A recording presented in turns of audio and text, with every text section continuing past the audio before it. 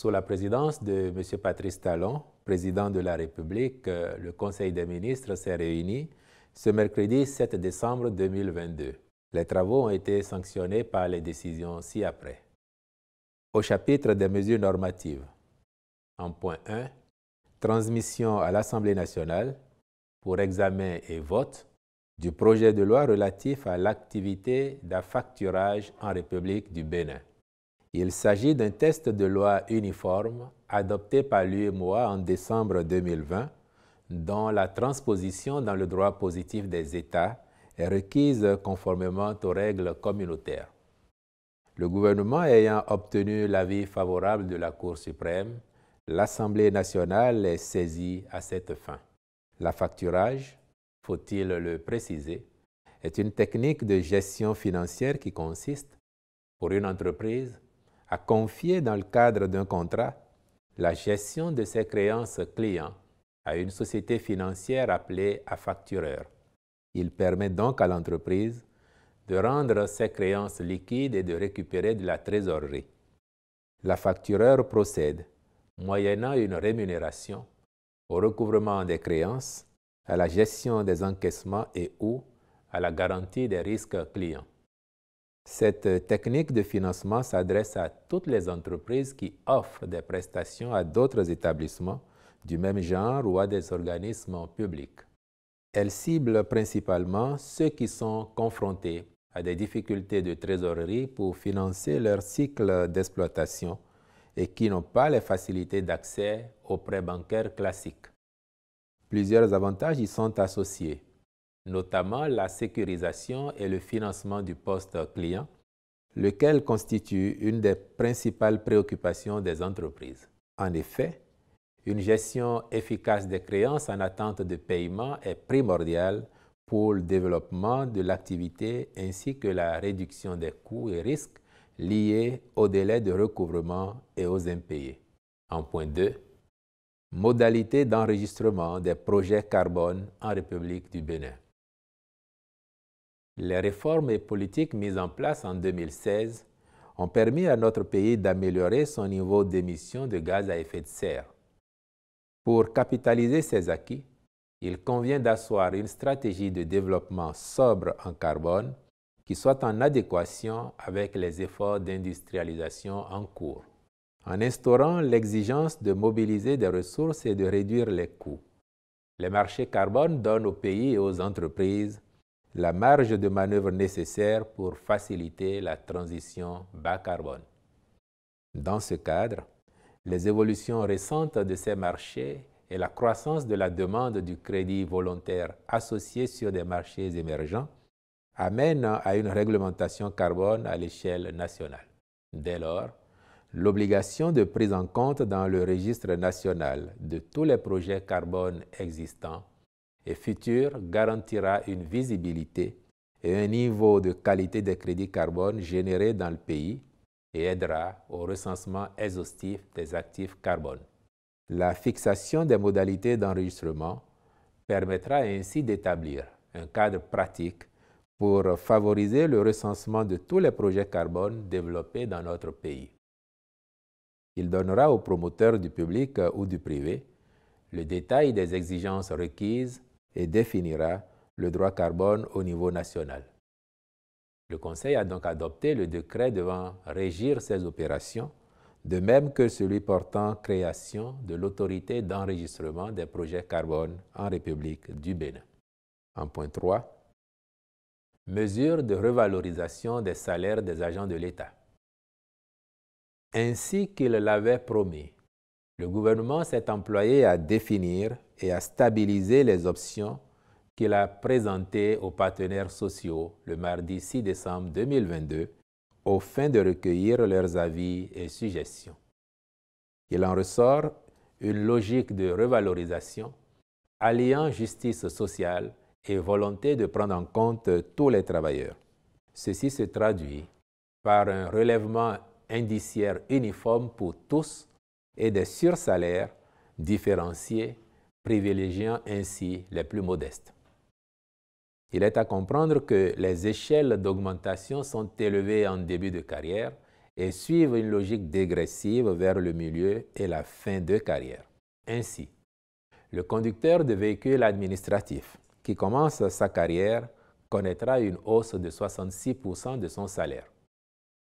Selon qu'il est en début, milieu ou fin de carrière, l'agent d'entretien des services de santé connaîtra une revalorisation allant de 56 à 32% du revenu actuel net, la sage-femme 51 à 29%, l'infirmier breveté 34 à 22%, le contrôleur d'action sanitaire 27 à 15%, l'inspecteur d'action sanitaire 22 à 11%, le technicien de laboratoire 28 à 16% et le médecin 11 à 10% selon qu'il est hospitalier ou non hospitalier.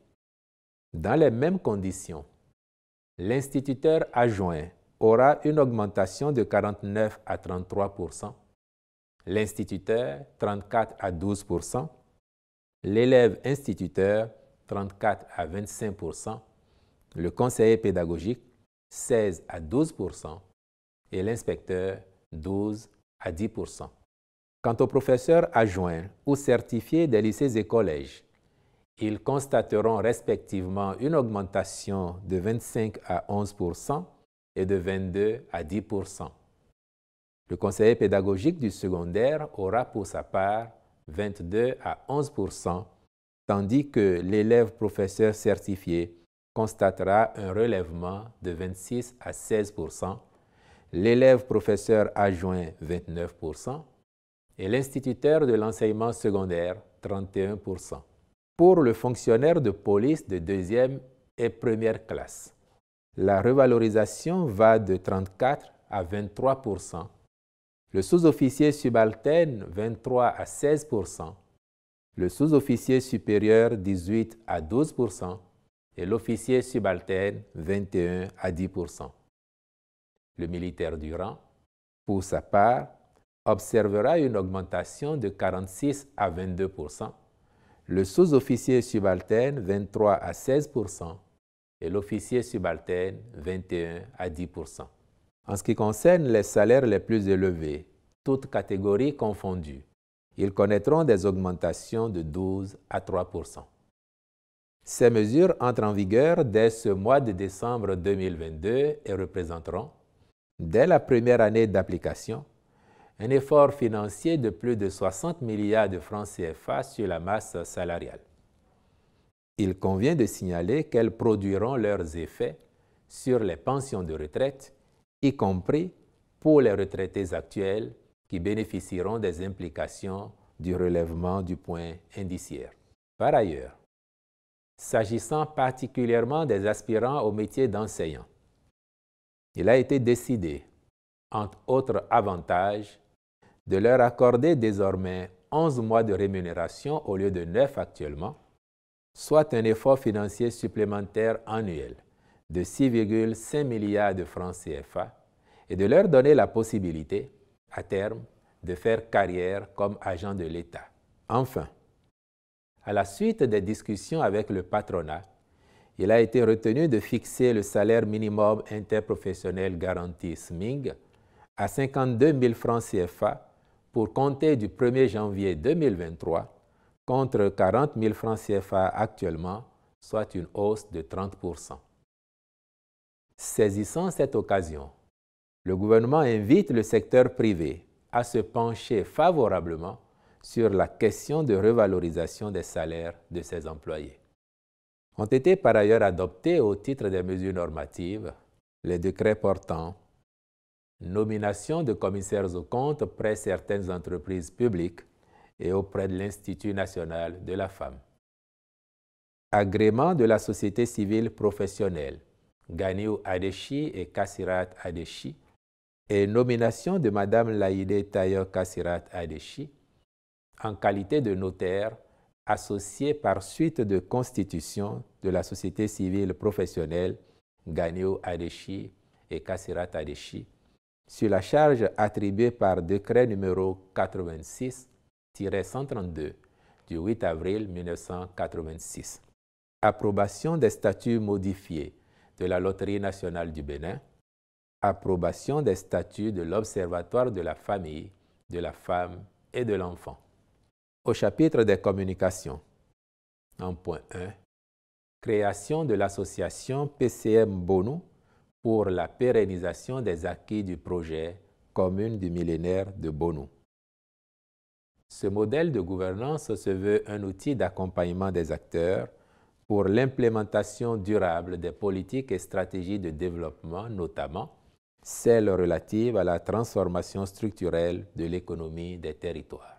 Il est fondé sur la responsabilisation, le renforcement des droits de propriété et la participation financière des acteurs bénéficiaires du projet en vue de maximiser leur utilité à travers la promotion de l'entrepreneuriat communautaire.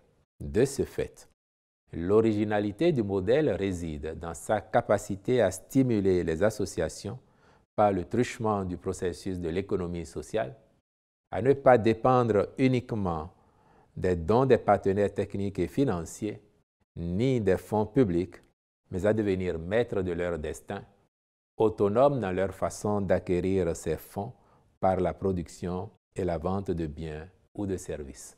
En point 2, mise en place d'un dispositif allégé de lutte contre la COVID-19 au Bénin. La tendance favorable observée relativement à l'évolution de la pandémie dans notre pays et dans la sous-région a conduit le gouvernement à alléger les mesures restrictives, en particulier pour les voyageurs à destination du Bénin. Mais l'entrée sur le territoire de plusieurs pays de la sous-région et d'ailleurs reste toujours soumise à la présentation d'un test PCR négatif datant de moins de 72 heures et ou d'un certificat vaccinal à jour.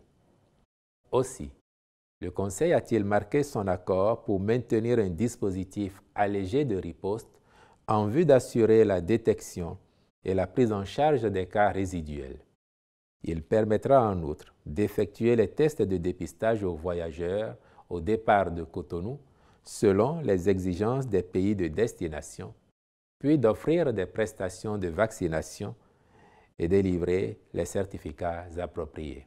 En point 3, contractualisation pour une mission de conception et de suivi des travaux dans le cadre du projet de construction d'une usine intégrée de production de clinker et de ciment au Bénin. Les conclusions de l'étude commanditée à la suite du Conseil des ministres du 23 février 2022 ont abouti à la nécessité de renforcer l'offre de production de ciment dans notre pays au regard de la courbe ascendante des besoins sur les années à venir. La nouvelle usine aura une capacité de 5000 tonnes de clinker par jour et 2 millions de tonnes de ciment par an.